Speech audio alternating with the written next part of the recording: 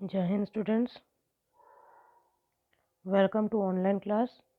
This is your lesson number 17, plants around us. So in this chapter we will study about the different parts of the plants.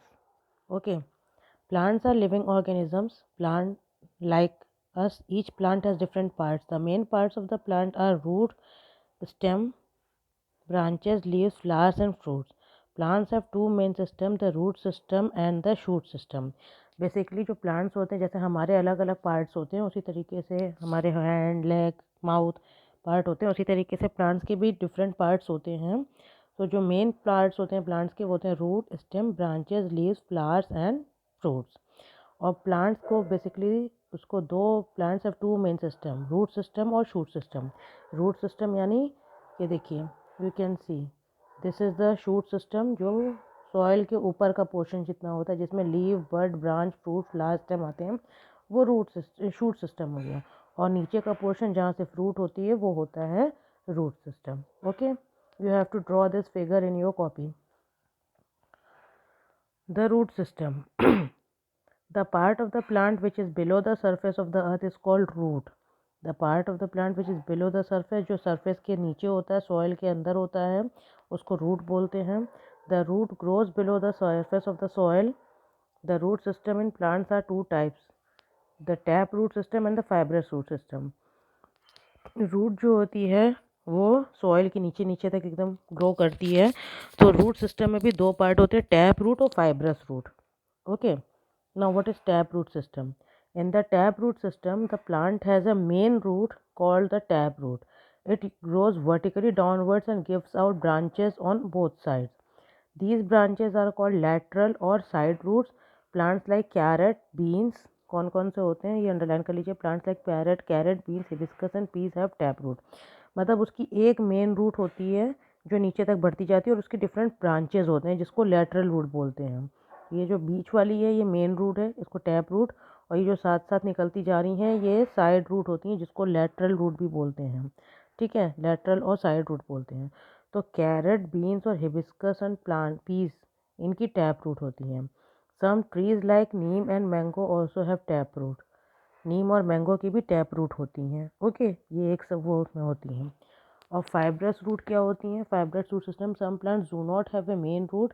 The plant has many thin fiber like roots which grow from the end of the stem. These are called fibrous root. Plants like wheat, rice, maize and millet have fibrous roots. तो इसकी कोई एक root इसके जैसे नहीं होती है। जैसे इसमें एक रूट निकल रही, इसमें स्टेम के अंदर से स्टेम से ही बहुत सारी इक्वल साइज़ की रूट निकलती है। इक्वल साइजेस रूट, बहुत सारी रूट निकल रही, कोई एक मेन रूट नहीं है। सब मेन सभी देखिए एक दो तीन चार ऐसे रूट निकलती है स्टेम से। तो wheat rice maize and millet की मतलब बाजरा की फाइब्रस रूट सिस्टम होती हैं। Now what are the functions of the root? तो there are three function. The root fixes the plants firmly in the soil. Root जो होती है वो प्लांट को होल्ड कर देती है एकदम अच्छे से, फर्मली एकदम ना बहुत अच्छे से होल्ड कर देती है सॉइल में। It absorbs water and minerals from the soil. और ये वाटर और मिनरल को एब्जॉर्ब करके प्लांट्स तक पहुंचाती है। Some roots like carrot, radish, beetroot and sweet potato store food for the plant.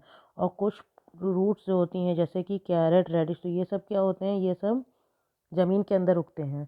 तो ये यहाँ पे these are called storage root. इनको क्या बोला जाता है? स्टोरेज रूट बोला जाता है। We eat these roots. तो carrot radish beetroot and sweet potato ये स्टोर भी करते हैं हम, तो इनको स्टोरेज रूट बोलते हैं। तो कैरेट रेडिश ये सब ज़मीन के अंदर, ठीक है, और बिलो द सरफेस ये ग्रो करते हैं। Carrot radish potato beetroot ये। Now what is very important, this is very important, roots help in holding the soil together. They prevent the soil from being blown away by wind or washed away by water. Thus roots prevent soil erosion.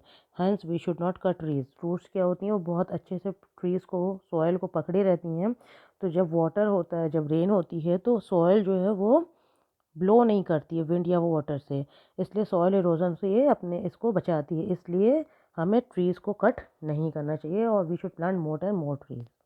Now other types of roots. In a banyan tree, roots grow from the branches, reaches the soil and continue growing below the soil. These are called aerial roots. These roots support the branches. जो banyan tree में root अंदर की ओर नहीं होती, बाहर की ओर होती है, ये देखिए ब्रांचेस के साथ निकल आती है, और ये जब ज़मीन में करती हैं तो इसी से न्यू ट्री ग्रो कर जाता है। ठीक है, इनको बोलते हैं एरियल रूट। सॉरी, ये ट्रीज जो होती हैं, ये रूट्स जो होती हैं, ये सपोर्ट करती हैं ब्रांचेस को। ठीक है, तो इसीलिए बनियान ट्री के बाहर जो ट्रीज होती हैं, रूट्स होती हैं, वो बाहर की ओर होती है, because it supports the branches of the tree. Next is mangrove trees which grows in marshy land. Marshy मतलब दलदल, जहाँ दलदल होता है। Roots grow above the soil because they can not breathe under the soil. Marshy दलदल होता है ना, तो उसमें सॉयल के अंदर वो ब्रीथ नहीं कर सकती। तो ये देखिए मैंग्रोव में रूट्स जो हैं बाहर की तरफ ग्रो कर रही हैं। ठीक है, तो देखिए वो ब्रीथ नहीं कर सकती।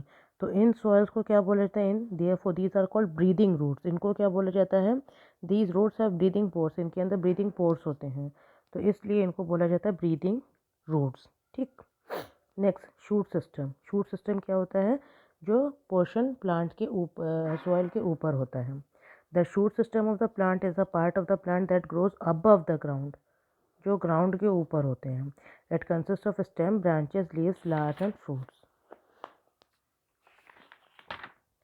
तो stem, the part of the plant that grows vertically up from the ground is called its stem. जो पार्ट जो सीधे ऊपर की ओर ग्रो करता है वर्टिकली अप, जो पार्ट ऑफ द प्लांट होता है, उसको बोला जाता है stem. The stem of the tree is the strongest part of the tree and is known as trunk. जो ट्री का जो स्टेम होता है ट्री का, वो सबसे स्ट्रॉन्गेस्ट पार्ट होता है, उसको ट्रंक भी बोलते हैं। जो तना ये इस तरीके से हम लोग बनाते हैं, this is called stem. Okay, what is the function of the stem? The stem performs many important functions. It carries water and minerals from the root to the leaves. It carries prepared food from the leaves to other parts of the plant and stores food in some plants. Stem of these plants grow below the ground. These stems are called underground modified stems. ये क्या होते हैं, ये जो हैं water और minerals जो कि रूट एब्जॉर्ब करती है, रूट से लीव्स तक पहुंचाते हैं। लीव जो हमारे प्लांट जो लीव्स जो प्लांट्स का फूड प्रिपेयर करती हैं, तो स्टेम्स उनको अदर पोर्शन में प्रिपेयर कर पहुंचाती हैं। और वो जो स्टेम होती हैं अंडरग्राउंड स्टेम, मतलब बिलो द ग्राउंड, ये कुछ फूड को भी स्टोर करती हैं, जिनको अंडरग्राउंड मॉडिफाइड स्टेम्स बोलते हैं, जैसे अनियन, पटैटो एंड जिंजर। ये स्टेम के अंदर ही होता है, ये रूट में नहीं ग्रो करता, ये ज़मीन के अंदर जो स्टेम होती है वहाँ पे जा कर के स्टोर करते हैं। ठीक है, फूड को। Next, leaf. The leaf is a thin, flat and green part of the plant that is attach to the branch. Leaf prepare food for the plant. Leaf क्या होती है, फूड प्रिपेयर करती है। It is also called the kitchen of the plant, इसको kitchen भी बोला जाता है। Next, flowers. The most beautiful part of the plant is flowers. The main function of flowers is to produce food, fruits and seeds. Okay, तो flowers जो होता है most beautiful part होता है, इसका फंक्शन होता है to produce fruits and seeds. Next, fruit. Another important part of the plant is fruits. It contain seeds, इसके अंदर सीड होता है जिससे हम न्यू प्लांट्स को ग्रो करते हैं। और seed, each seed contains a baby plant and food for the new plant. Her seed के अंदर एक नया बेबी प्लांट होता है, मतलब एक बेबी प्लांट होता है, फूड होता है जो कि नए प्लांट को वो करता है। ओके, तो ये पीस के जैसे सीड हो गए। और जर्मिनेशन ऑफ सीड, ठीक, यानी ये आपका वो है जर्मिनेशन ऑफ सीड एक्टिविटी है, ये आप करिएगा, इसको हम बाद में बता देंगे। Now, trees around us. Trees are an important part of our life. Different kinds of trees are present on the earth and their presence depends upon the climatic conditions of the place. तो we have different types of trees. ठीक है, तो जैसे जैसे surrounding होती है, जैसे जैसे कंडीशंस होती हैं, क्लाइमेटिक कंडीशंस होती हैं, उस तरीके के ट्रीज होते हैं। जैसे आप देख सकते हैं फर, पाइन, स्प्रस। ओके, तो ये हिली एरियाज़ के ट्रीज़ हैं, ये ट्रीज़ ऑफ हिली एरियाज़। तो हिली एरियाज़ के ट्रीज़ कुछ इस तरीके से होते हैं। Fir, pine and spruce grow in hilly and cold areas. Forest trees like shisham, teak and sagon are looked after by the government because they have to be protected from people who try to cut them down and sell the wood. इनकी जो लकड़ियाँ होती हैं बहुत ही अच्छी होती हैं, तो इसलिए इनको बहुत ज़्यादा लोग काटते हैं, शीशम, टीक और सागौन की। इससे फर्नीचर बहुत बनते हैं, तो इसलिए ये गवर्नमेंट की उसमें देखी जाती है जिससे ट्रीज़ को ज़्यादा कट न किया जाए। ये शीशम का ट्री है। Certain plants grow without being planted, these are called wild plants. कुछ प्लांट्स ऐसे होते हैं जिनको हम लोग प्लांट नहीं करते हैं, वो अपने आप ग्रो कर जाते हैं, उनको बोला जाता है wild plants. For example berries. Some of these plants are useful to human kinds while other interfere in the growth of other useful plants. कुछ तो बहुत अच्छी होती हैं, लेकिन कुछ जो होती हैं वो दूसरे प्लांट्स को के ग्रो में बैरियर बनती हैं, तो इनको बोला जाता है weeds. They have to remove, इनको रेगुलरली रिमूव करते रहना चाहिए। Plantation by the government. In urban areas like cities and towns, the municipality plays a key role in the planting saplings. It also looks after the maintenance of gardens and parks. The greenery along the roadside provides shade, clean area and also prevents soil erosion.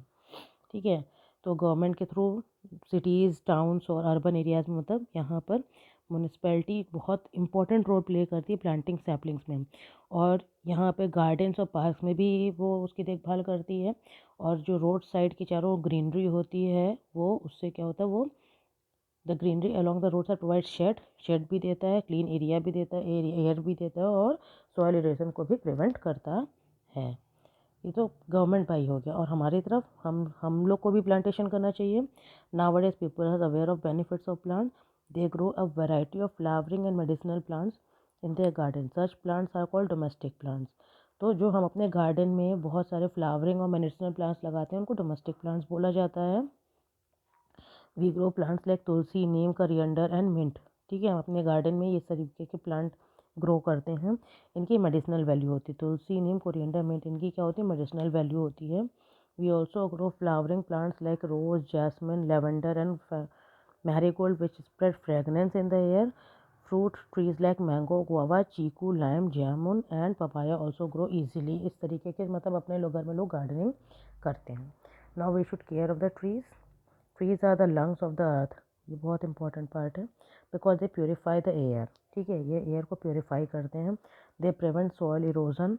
They also provide us with a lot of other useful things, so we should take care of them by following certain measures. We should not allow anyone to cut trees.